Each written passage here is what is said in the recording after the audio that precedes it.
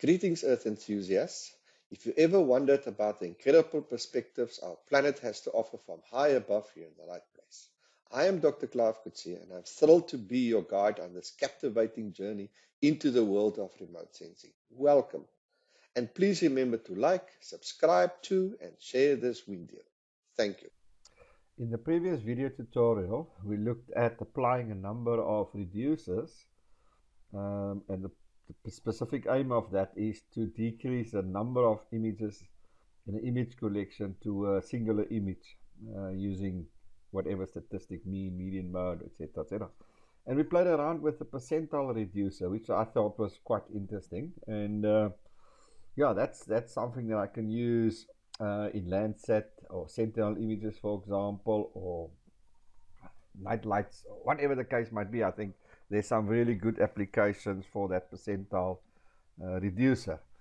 So in this particular video tutorial, we're going to continue on that vein of looking at the TerraClimate Dataset, and specifically looking at, let's say, the maximum temperature band or the minimum temperature or the wind speed band, and doing a couple of calculations, applying a number of algorithms, and specifically still looking at reducers. So remember, we left off in our previous video tutorial with the percentile reducers. That's what we did in our previous video tutorial. In this video tutorial, we're going to basically continue with our use of the two median reduced images for our, let's call it our pre-decade, which is 1960 to 1970, and our post-decade, which is from 2012 to 2022. So a 10-year period in the beginning of the data set and a 10-year period at the end of the data set. We reduce those numbers, which would be 10 times 220 images. We reduce it by applying our median statistic to generate a singular image for each of those 2 decades. But remember, we must apply our scaling factor. Remember, yeah, so that's important. Where do you get the scaling factor? Just to remind you guys again, our scaling factor we get on our landing page of the TerraClimate dataset or data product. We go to its landing page, and then where we go to bands, you'll see there's the scaling factor. And each one of these bands have a different scaling factor, and you have to apply that scaling factor to get to the correct values. Otherwise, you'll get a maximum temperature of 400 degrees or 260 degrees. I mean, that's just, or a minimum temperature of minus 260 degrees, which is obviously ludicrous. It's not going to happen. So yeah, so remember, we have to apply those scaling factors, our reducers, and we map our images. And then what I'm going to do in this next little bit is to generate 2 temporal difference images. Okay, so remember, if we just look at the images themselves, okay, so there is the 1960 image, there is the let's call it the first decade image, the first 10 years, there is the last 10 years, and visually you can identify locations within your region of interest that experience either increase in maximum temperatures or decrease in maximum temperatures just by looking at the colors. But that's not always advisable and could lead to spurious conclusions because of the way the palette work, the color schemes work. Okay, the ranges. So it's better to just create a temporal change or temporal difference image for the 2 decades. So basically we just subtracted 2 images from one another. Okay, so we use our standard subtraction code. So we're going to take our last decade, which is dataset 2. See this one here, dataset 2. This one is the median image of this period. Okay, so we basically take that specific image. Where is it now?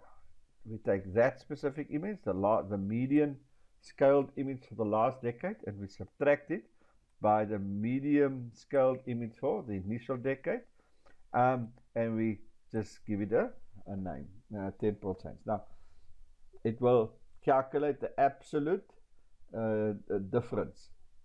Meaning, if the temperature in that specific location was 20 degrees, the median scaled maximum temperature was 20 degrees in the first decade, and now it's 22 degrees in the last decade, medium scale, 22, then basically the temporal difference will be 2 in absolute terms. So it takes the absolute temperatures, maximum temperatures, and it's of the first decade, and it subtracts the maximum temperatures of the initial decade, and that's it. So it's 2 degrees irrespective of the time frame.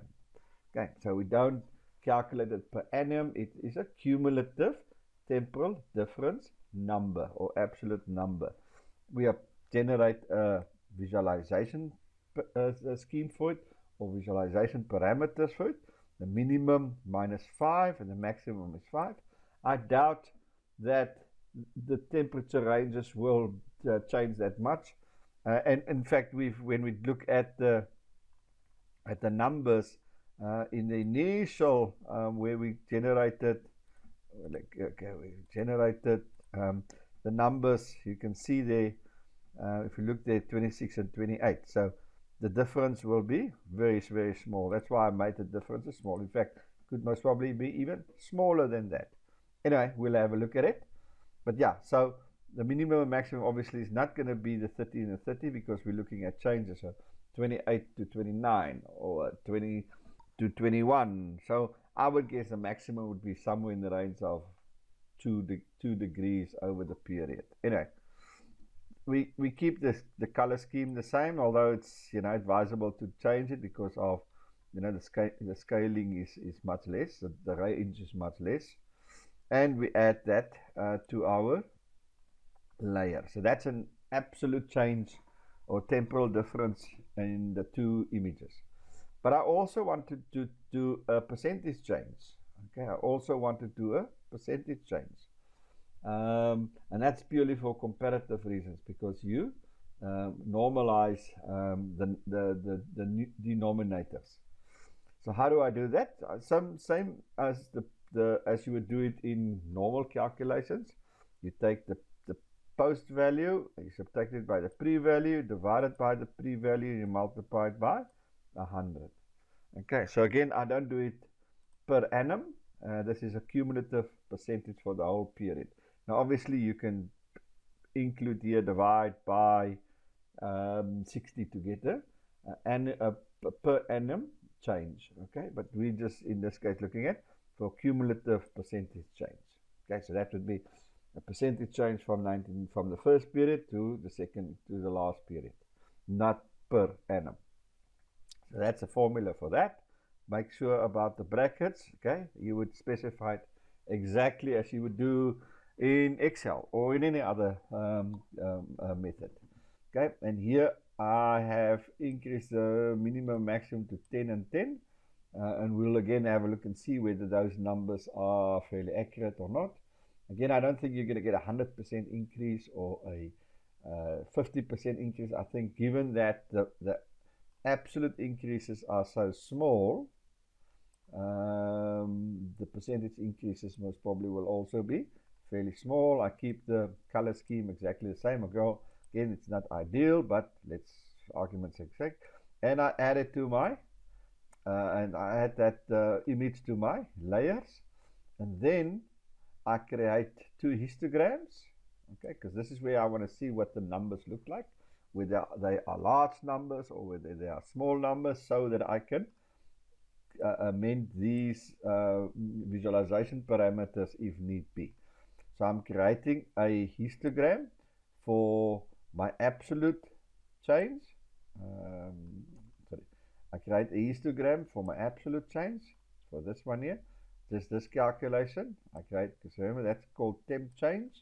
So I'm creating a histogram for temp change for my region of interest. Keep the scale 200. You can change the scale, play around with it. Just bear in mind that you may run into timeout issues, size problems. So yeah, bear that in mind, and that could be a scaling factor. Okay, so play around with your scales so that you make it as low as possible, but without creating issues. Okay, my minimum bucket is the bin size. I'm making it 1 purely because of the small size of my changes. So I'm making my bucket 1, and obviously I'm going to print that histogram. And then the same for the percentage change. This one, the cumulative percentage change for these 2 decades. I also create a histogram, and I call it temporary change, temp change percent. Still for my region of interest, same 200, and I also keep the bucket, the bin size 1. Okay, so let's run the code. I've already run the code, so let's have a look and see how our images first of all look like, and then what our histograms look like. Okay, so the first one is my temp change. Okay, remember the temp change is the change in absolute Celsius terms, so not percentage or thing. It's really the temperature in the latter decade minus the temperature in the initial decade. Okay, so there it is. You can see there the more red the area is, obviously the higher the percent change, etc., etc. Okay, so you can see this particular location here to the mountains recorded the highest temperature difference. Doesn't mean it's the highest temperature. It just means that in this location the temperature increased the most. It could be from a low level, low base, etc., etc. But doesn't mean that this is not the highest temperature. It just means that this area recorded the highest increase in temperatures. Okay, so let's have a look at it at the percentage change level, and you can see this is quite neat. And you can see there again the bright red colors means the highest percentage change versus the lighter colors meaning a low percentage change increase. So you can see this area around the mountains. Okay, remember there's mountains there. I put the satellite image there. You can see there's mountain areas there. So these areas are in the mountains recorded the highest. Let's go map again. Recorded the highest increase in maximum temperatures. Let me call it, rephrase it. Medium maximum temperatures. Okay, so not absolute temperatures, median increase in temperatures. Okay, maximum temperatures, which is quite interesting. And why it would be around the mountains, that's something that one would think about. I don't off my head could say you a reason why that would be. Coastal areas, very little increase in temperatures, but here in the middle areas, in the mountainous areas, the highest increase in temperatures, and that's by itself quite revealing and quite interesting. So let's confirm then and have a look and see. If we go to the inspector and let's say we press on that little button there, which is the highest. So that was the temperature in 2020 in the first decade, 19, and that was in the latter decade. So that is a almost, yeah, that's a 2% 2 degrees Celsius increase. Yeah, you can see there's the 2 degrees and it's a 10% increase. Okay, so let's have a look and see. Yeah, so our percentages in our visualization, 10% seems accurate because that's the highest. And then this one, I think one could make it maybe 3, and I don't think there's any minus, so I think one can, let's leave it -1. So just because of that value there, so we can adapt it by using our. So let's have a look at this specific area around the coast. Let's see what happened there. With the changes are there, 21.7, 22.9, so that's a 1.2 increase in degrees, 1.2 Celsius increase. Yeah, there's 1.2 and it's a 5.5% increase over that period of time. So there's 1.2 degrees Celsius increase correspond to a 5.52. And the reason why we like to work with percentages is because it normalizes all the denominators. So it creates equal playing fields. So that's why we're working with percentages. So that's quite neat. We can generate temporal difference images. We can look at those temporal different images by playing around with the color schemes, and we can generate the histograms. Okay, so let's have a look at the histograms. Okay, so remember, we click on this little button here, the expand button, to make it. Remember, this is now the histogram of the change in median maximum temperatures in Celsius format. Okay, so that means that 99% of the changes was between 1 and 2 degrees. There's nothing negative or nothing between 0 and 1. So all the 99% of the locations within my regions of interest recorded the increase of between 1 and 2 degrees Celsius. Whether it's 1.1, 1.2, 1.3, whatever. Very little. There's very little. There is none of my locations that recorded a decrease in maximum temperatures. None of my locations recorded a change in temperatures from 0 to 1, and a few, 2%, 3% of my locations within my regions have recorded a median maximum temperature increase of between 2 and 3 degrees Celsius. And that, as I said, visually, is around the mountainous areas. So yeah, so if I go back to my I can now amend this to make it like, let's say, keep it 0, although we know there's no 0 and 3. Okay, so we know that by looking at the histogram, so I can change that. And it obviously will make an impact on the color scheme. Okay, so let's have a look at the percentages. There's my percentage. That looks like quite a neat normal distribution, if I may say it myself. Yeah, so the majority of locations recorded a percentage increase in their median maximum temperatures in Celsius between 6 and 7% over the 60 years. So that's 0.01 degree, yeah, so about a 0.1 degree Celsius increase per year, something to that effect. You can do the calculations. There's one or two couple of locations, 3,467, 3,000, let's say it's 3,500 locations. They recorded a increase of 10% and more in their median maximum temperatures from the first decade to the last decade. Just getting that wording correct.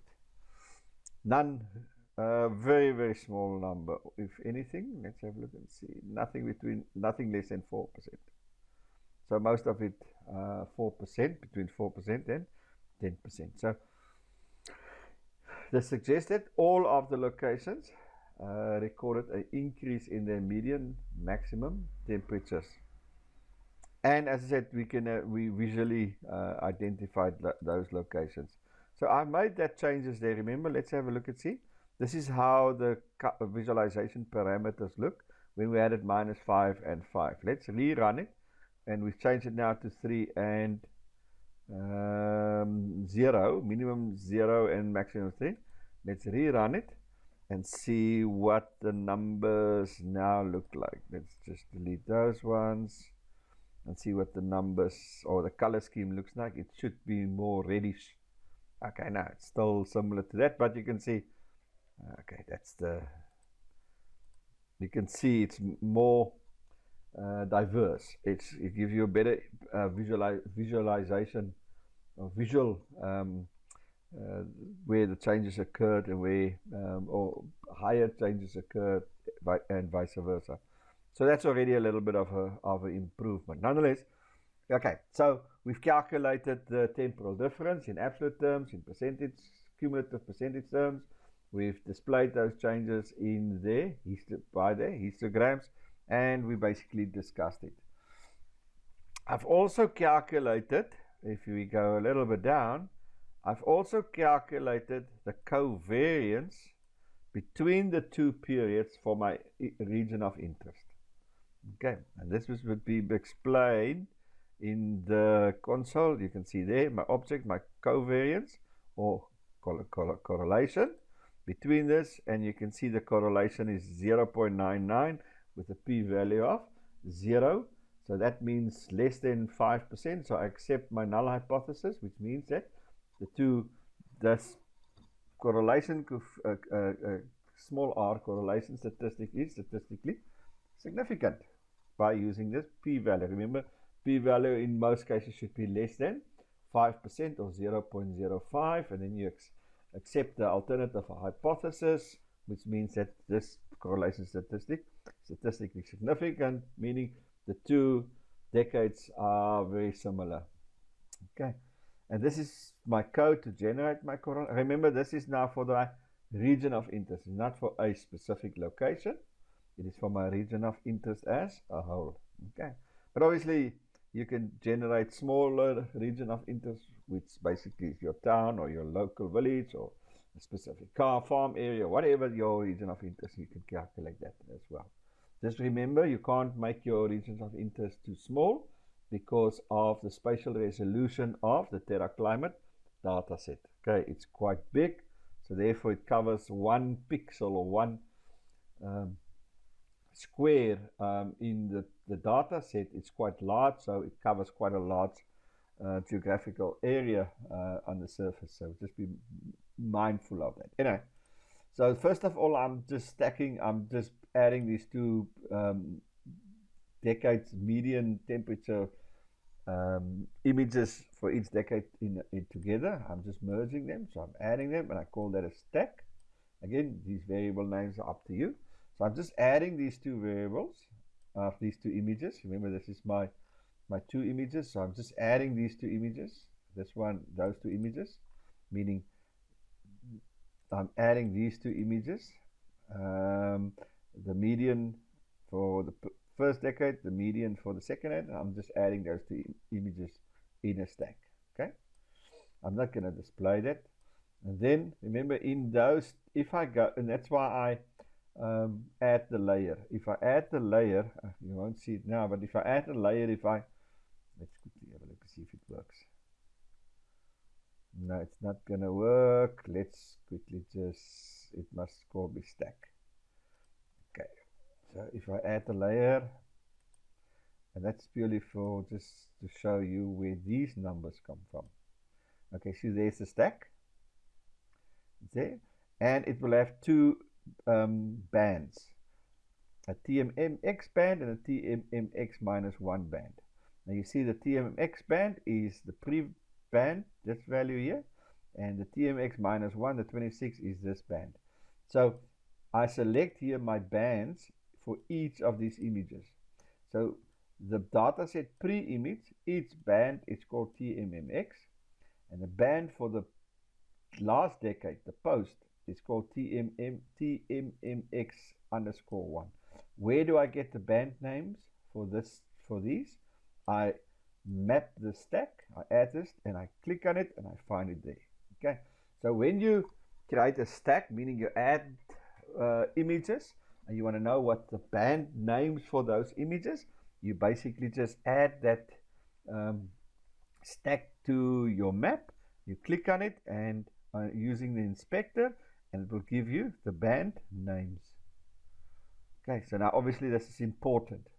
So if I were to put in the variable names in here, it's not going to recognize the calculation because it wants the band names for each of these images. Remember, this is the image. It's a median image. This is the image. So each image will have a band. And that is what we need to specify in this specific part, is that band name. Where do I get that band name?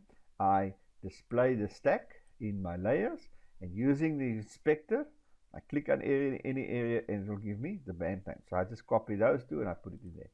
So if you wanted to know where the hell do I get these ones, don't worry, you get it from adding that stock to the layers and using the inspector to determine that that one. So I put that in. Okay, so that's a neat trick. Remember that in the future, if you're looking for the band name of an image, just display it on your map, on your layers, and use the inspector, and you should get it.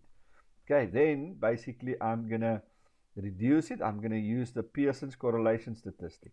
Okay, so remember, it's a reducer, so I'm using my this variable here, which is basically just my stack image, and I select my two bands. Okay, so it's my stacked image. I select my two bands, i.e. I select my two images, and I'm reducing it, and I'm reducing it using the Pearson's correlation for my region of interest. My scale again, play around with this, and I print it. And the value that I get is this value here, 0.99, so basically almost 100%, or 1. Correlation coefficient of statistic of 1 with a p-value of 0. Okay, so that's how I generated my covariance or correlation statistic for my region of interest, and I use that by stacking my two images, generating or using the bands of each of those two images, and using my Pearson correlation reducer. Okay, so I hope, remember these variable names, image, regress, stack, core, remember these variable names are up to you, that's up to your discretion, but yeah, keep it simple, keep it straightforward, as I always say. So that's one thing, quite neat. I generate a regression statistic. Okay, now remember you can do it for different different images. So for example, maximum temperatures and minimum temperatures, or water participation and wind, or wind and maximum temperatures, or whatever two variables you want to do a correlation, you can do that. Just add that image to the stack and determine its band, and pops your uncle, no problem. Okay, so we've done that, and then also I've created a correlation image. Okay, so where this variable here, this script here calculates the correlation for the whole image, meaning all the different locations within my region of interest. How many locations there actually may be, and therefore the X amount of locations times 2.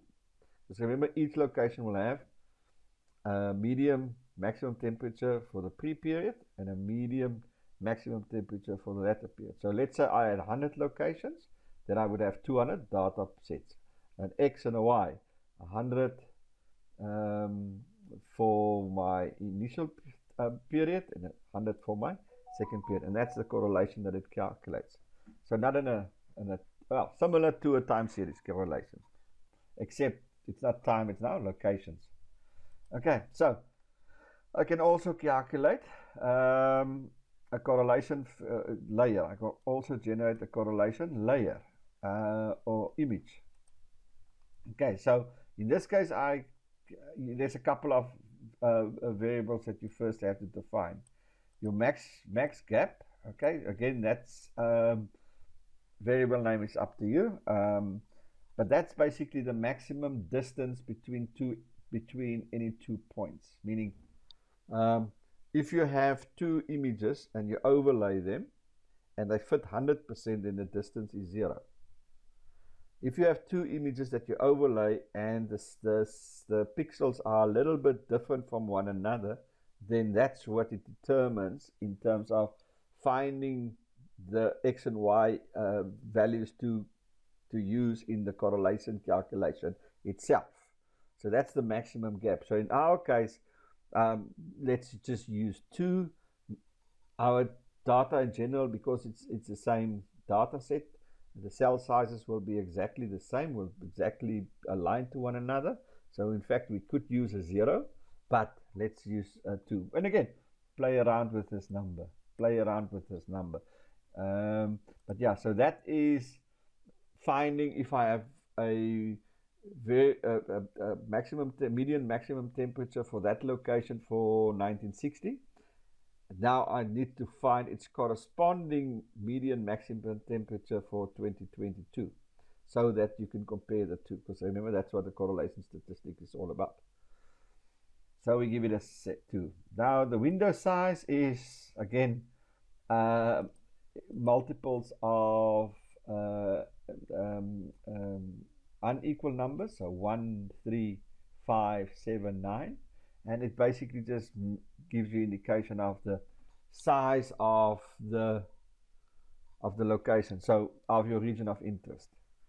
And you can play around with it. So 3 would be, it covers basically the whole region of interest. 7, it covers 93% of your region of interest, etc., etc. So that, and then the mask fraction, the default is 0. Again, you can play around with it, doesn't really influence too much. This number here and this number there is quite important or significant, and it does change the images. So play around with these numbers. Okay, so, but yeah, so I create those 3 variables, and then I just use my standard reducer algorithm, EE for Earth Engine, algorithm, the cross-correlation, and then I use my 2 images. Remember, in this case, I use the 2 images, not the bands. Okay, I use the 2 images, not the bands. Play around with it and see what happens. Then I specify my max gap, which is 2. I specify my window size, which is 7, and my mask fraction, which is 0. Now I could change this to a 2. I don't have to call it max gap, but because I've declared it, I've used it there. It just makes it easier to work with. But you can simply just use the numbers in there. You don't have to first declare it and put it in there. That's up to your discretion. Feel free. And then basically I add this to my layer, and I know my correlation would be between -1 and 1. That I know. I give it a name and I print it. You don't have to print it, but just print it to say there's 4 bands. You see it will have a delta X and delta Y. Now that's your gap there, is your delta X and your delta Y, and that will lead to your distance, which will be the difference between those 2 will be your distance. Okay, and you'll see as you change that number, your delta X, delta Y, and your equilibrium distance change, and your last number is the correlation coefficient itself. Okay, your last number would be the correlation coefficient itself, which will be between a maximum and minimum of 1. It's a float. Okay, CS, I'm not too interested. Okay, so if we run that, we get to an image that looks something like this. So each of these are squares, which is the spatial resolution. And each of these squares, the spatial resolution, contains the correlation statistic for that specific location. Not for the whole location as what we calculate with our correlation, but remember, cross-correlation is between 2 locations, the correlation between 2 locations. So meaning all the maximum temperatures for that location in the first decade, okay, the median and second one. Okay, so that's what it calculates. So if I use my inspector again, let's make it a bit smaller, and I press on any of these areas. Let's press that one there. Remember, it will generate its own color scheme. I haven't put a color scheme here. I'll just say minimum and maximum. And you'll see there the cross correlation is 0.9999, basically 100. You can see the equilibrium distance is the same because if these 2 images basically overlay one another perfect. So the correlation coefficient for that specific location is 0.99. Let's look at that location here. And it will also be, you see there's the maximum and maximum.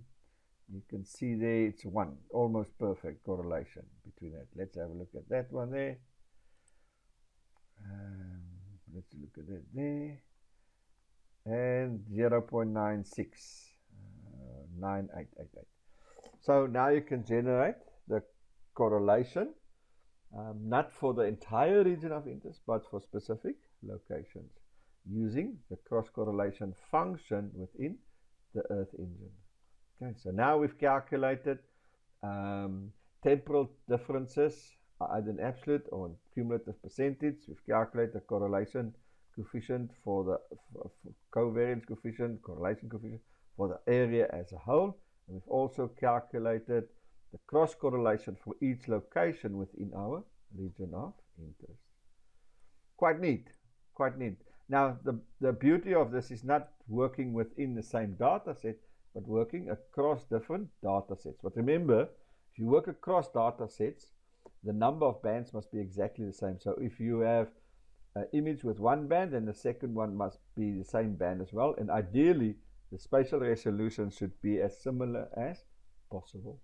So basically, just remember that. So we can now, for example, and maybe we'll do that in a follow-up video tutorial, we can generate these statistics or an image like this, let's say between minimum and maximum temperatures, or between wind and participation, whatever.